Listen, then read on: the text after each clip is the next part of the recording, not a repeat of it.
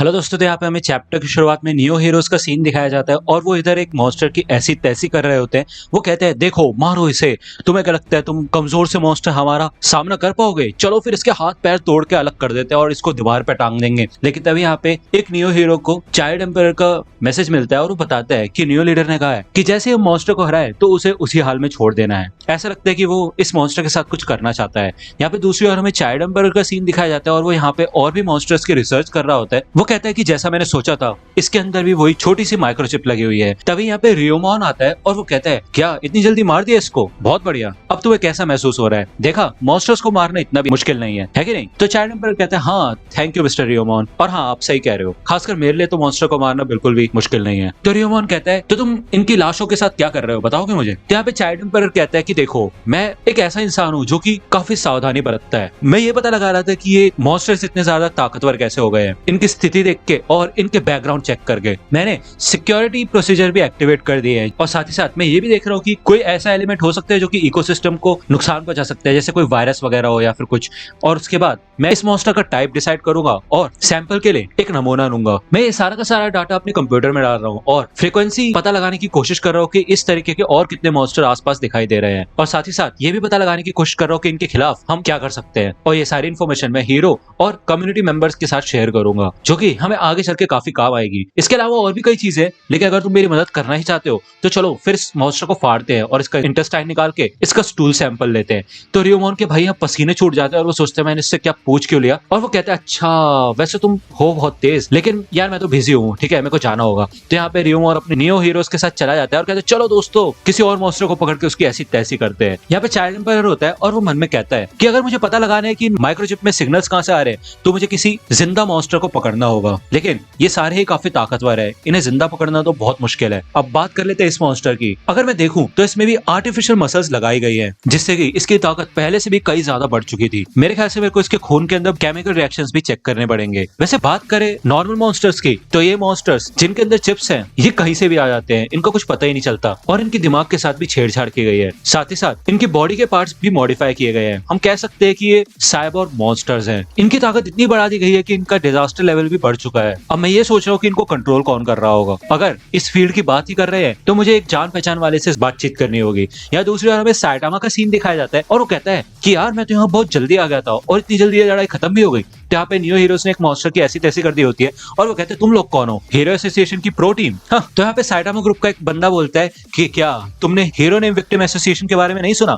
तो ये neo hero कहता है नहीं, ये कौन है और तुम लोग हो कौन? लेकिन माफ करना, तुम्हारा खेल यहाँ खत्म हो चुका है और तुम्हारे लिए पार्टी खत्म हो चुकी है, कुछ नहीं बचा इधर। हम तुम कछुए जैसे नहीं है। नियो हीरोज को जैसी इमरजेंसी इवैक्यूएशन की वार्निंग मिलती है वैसे ही उनके हेलीकॉप्टर और व्हीकल्स निकल जाते हैं, और अगर हम अपने सूट का इस्तेमाल करके भाग के जाए तब भी हम 70 किलोमीटर पर आवर की स्पीड तक पहुंच सकते हैं। मैंने कई बार देखा है कि कुछ हीरोज ट्रैफिक में फंस जाते हैं और बेचारे टाइम पे पहुंच नहीं पाते। हाँ, कितना बेकार है। तभी यहाँ पे इमरजेंसी इवैक्यूएशन की अनाउंसमेंट होती है कि साथ वाली सिटी एच में एक मॉन्स्टर आ गया है। तो ये न्यू हीरोज काफी एक्साइटेड हो जाते हैं और यहाँ से भागना शुरू करते हैं। वो कहते हैं देखो हमारा अगला शिकार, चलो जल्दी से भागते हैं वरना ये फालतू का ग्रुप वहां पे पहले पहुंच जाएगा। लेकिन याद रखना भागते भागते किसी सिविलियन से मत ठुक जाना वरना हमें नौकरी से निकाल दिया जाएगा। तो ये यहाँ से भागना शुरू करते हैं और यहाँ पे साइटामा कहते हैं अच्छा मेरे से तेज भागोगे तुम। यहाँ पे साइटामा भाई इनसे फुल स्पीड में आगे निकलता है और ये न्यू हीरोज कहते हैं क्या तुम्हें ऐसा लगा साइड से कुछ गया? तो ये बंदा कहता है नहीं वो हवा थी। इधर साइटामा ग्रुप के मेंबर्स होते हैं वो कहते हैं यार ये केप बॉल्टी के पैरों के निशान है क्या? देखा मैंने कहा था हमारे लीडर कमाल के हैं। यहाँ पे चाइल्ड एम्पायर होता है और उसे वीडियो कॉल से आवाज आती है तुम्हें क्या चाहिए? तो चाइल्ड एम्पायर कहते हैं मेटल नाइट, मुझे एक सवाल पूछना है। अगर एक इंसान मॉन्स्टर्स को मॉडिफाई कर रहा है और लोगों पे हमला करवा रहा है तो तुम्हें क्या लगता है कि वो इंसान क्या चाहता है? इधर हमें दिखाया जाता है कि साइटामा सिटी एच में पहुंच जाता है, लेकिन वो देखता है यहाँ पे कि पहले से नियो हीरोज पहुंच चुके हैं और उन्होंने मॉन्स्टर को भी हरा दिया होता है और सब लोग उनकी वाहवाही कर रहे होते हैं और कहते हैं थैंक यू नियो हीरोज तुम कमाल के हो। यहाँ पे साइटामा सोचता है यार ये मेरे से तेज कैसे पहुंच गए यहाँ पे मेटल नाइट कहता है कि चाइल्ड एम्पायर नहीं, मेरा मतलब इसामू, मैं एक एलिमेंट्री स्कूल जाने वाले बच्चे से कोई बात नहीं करने वाला, वो भी जो कि किसी और ही ऑर्गेनाइजेशन में काम करता है। मेरी बात समझने की कोशिश करो, अब हम दोस्त नहीं है। तो यहाँ पे चाइल्ड एम्पायर को गुस्सा आता है और वो मन में कहता है रुको, कंट्रोल करो,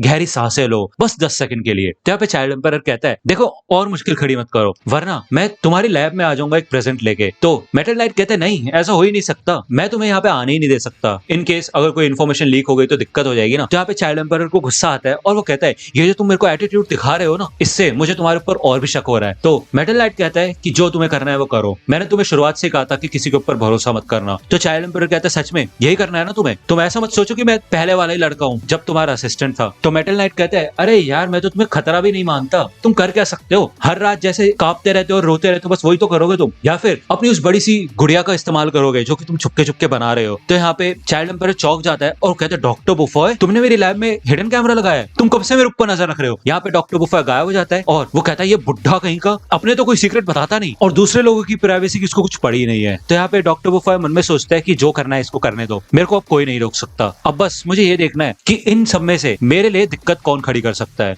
तो अगर आप वन पंच मैन से जुड़ी मर्चेंडाइज खरीदना चाहते हैं तो उसके लिंक आपको डिस्क्रिप्शन में मिल जाएगी, आप वहां से जाके परचेज कर सकते हैं। यहाँ पे हमें न्यू हीरोज का सीन दिखाया जाता है और इधर ये एजेंट्स बात करते हैं कि ये भूकंप के झटके कैसे आ रहे हैं, क्या टॉप फ्लोर से, ट्रेनिंग एरिया से, अच्छा तो क्या वहाँ पे कोई डायनासोर आ गया है क्या। तो यहाँ पे रेडन होता है और उसने यहाँ पे बैटल सूट पहन लिया होता है, वो कहता है अच्छा तो ऐसा होता है बैटल सूट, तो ये सब कर सकता हूँ मैं उससे, है कि नहीं। तो यहाँ पे रेडन को वो याद आता है कि जब वो पूरी प्रिजनर से लड़ा होता है और ये प्रिजनर यही कहते हैं देखो रेडन ने तो प्रिजनर को उड़ा दिया, तो तुम्हें क्या लगता है कि हमारे बॉस इस आम से आदमी से हार जाएंगे। नहीं, लेकिन रेडन भी अपने आप में एक मॉन्स्टर है, वो आज तक सुपर सुमो चैंपियनशिप में कभी नहीं हारा। तो यहाँ पे न्यू हीरोज होते हैं, वो कहते हैं देखो कितना कमजोर है रेडन, तो इसे आराम से उठा के फेंक देगा क्योंकि इसके अंदर काफी ताकत है और ऐसा हो ही नहीं सकता कि इन सुमो टेक्निक्स के सामने ये कैदी जीत जाए। तो यहाँ पे पूरी प्रिजनर अपने कपड़े फाड़ देता है और वो कहता है कि अब समय आ चुका है जिसके लिए हमने तैयारी की थी, सारे के सारे मेरे ऊपर फेंक दो। तो यहाँ पे ये सारे कुछ बॉटल्स पूरी प्रिजनर के ऊपर फेंकते हैं और ये न्यू हीरो सोचते ये क्या था और उसने ये किया क्या। तो हैमरहेड कहता है ये तेल है, हमें भी नहीं पता ये किस लिए है। तो न्यू हीरोज कहते हैं क्या तेल, और इसने अपने कपड़े क्यों उतार दिए, पूरे शरीर पे तेल तेल हो गया। तो यहाँ पे पूरी प्रिजनर कहता है मेरे इस ट्रांसफॉर्मेशन का ख्याल मुझे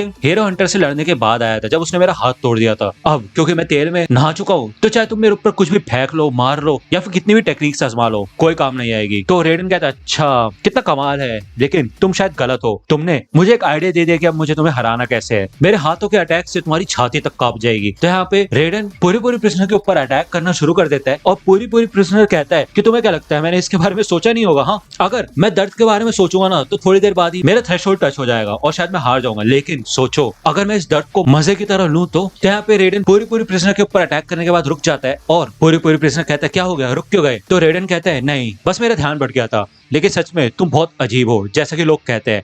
यहाँ पे पूरी प्रिजनर रेडन के ऊपर एक पंच करता है, लेकिन रेडन यहाँ पे पूरी प्रिजनर का पंच रोक लेता है। यहाँ पे पूरी प्रिजनर मन में कहता है कि ये रॉ मटेरियल फर्स्ट क्लास का लग रहा है, लेकिन इसकी सेंसेस कुछ खास नहीं है, साथ ही साथ ये जैसे मेरे ऊपर अटैक कर रहा है इसके अंदर कोई गुस्सा नहीं है, ये मेरे को ऐसे कैसे हरा पाएगा अगर ऐसे लड़ता रहेगा। तो यहाँ पे पूरी प्रिजनर कहता है क्या हो गया, बस इतनी ताकत है तुम्हारे अंदर, अभी ये खेल खत्म नहीं हुआ। तो यहाँ पे रेडन मन में कहते हैं कि मैं आमने सामने की लड़ाई में कभी नहीं हारता और पूरी प्रिजनर को पता होनी चाहिए कि उसको यहाँ पे डिसएडवांटेज है, भले मेरे मन में आ रहा है कि मैं हार जाऊंगा लेकिन इस हिसाब से मैं भागूंगा तो बिल्कुल नहीं। लेकिन रुको, ये आदमी मैं गलत सोच रहा था, ये अपने कैदियों को बचाने के लिए लड़ रहा है, मैं बस मारता रहा और मैंने इसके बारे में सोचा भी नहीं और ये आमने सामने ही मेरे से अभी भी लड़ रहा है और अब तो ये मेरे ऊपर बिल्कुल भी अटैक ही नहीं कर रहा, मेरे ख्याल से रुक जाओ। तो यहाँ पे न्यू हीरोज कहते क्या हो गया, तुम उसे हराने वाले थे। तो रेडन कहता है ऐसा लगता है कि तुम बाकी बुरे लोगों की तरह नहीं हो, मैं इतना भी अंधा नहीं हूँ, ठीक है, जिस हिसाब से तुम इंसाफ लाते हो उस पर मैं भरोसा रखता हूँ। तो यहाँ पे न्यू हीरोज कहते हैं मिस्टर रेडन ये आप कर क्या रहे हो, हमें लीडर से ऑर्डर मिला है उसको पकड़ के लाने के लिए। तो रेडन कहते हैं जब तुम ऑर्डर्स को मानना बंद कर दोगे तभी तुम दूसरों पे डिपेंडेंट नहीं रहोगे, ये बताओ हमारा मकसद क्या है, हीरो बनना है कि नहीं। तो ये सब बोलते हैं हाँ ये तो है। तो रेडन कहता है इसी वजह से ऑन साइड जजमेंट से बेहतर और क्या हो सकता है, तो मैं लीडर को खुद ही बता दूंगा कि पूरी प्रिजनर एक हीरो है। तो यहाँ पे पूरी प्रिजनर कहते हैं थैंक यू रेडन, तुम बहुत अच्छे हो। चलो फिर दोस्तों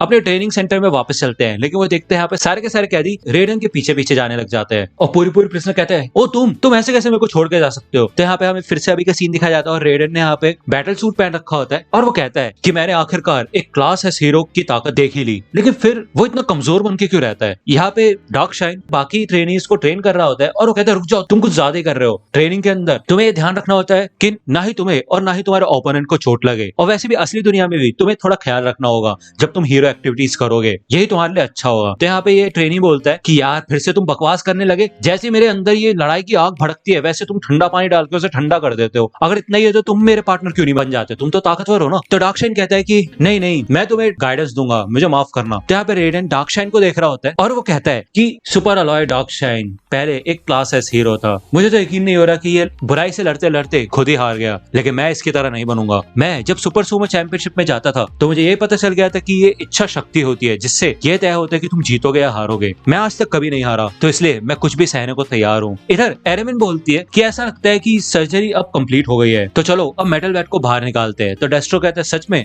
ये ठीक रहेगा? तो एरेमिन कहती है हाँ, हमने उसे 48 घंटों से ड्रग्स दे रखे हैं और वो काफी गहरी नींद में है। मुझे पक्का पता है अब वो उस दिन की तरह दोबारा से दंगा नहीं करेगा। तो दोस्तों आज की वीडियो के लिए सिर्फ इतना ही। आई होप कि आपको ये वीडियो पसंद आई होगी। अगर आपको ये वीडियो पसंद आई हो तो प्लीज लाइक कीजिए, अपने दोस्तों के साथ शेयर कीजिए और मेरे चैनल को सब्सक्राइब करना मत भूलिएगा। और अगर आप मुझे कांटेक्ट करना चाहते हैं तो आप मुझे इंस्टाग्राम पे कांटेक्ट कर सकते हैं। मेरे पेज की लिंक आपको डिस्क्रिप्शन में मिल जाएगी। मिलता हूं आपसे अगले वीडियो में, तब तक के लिए गुड बाय।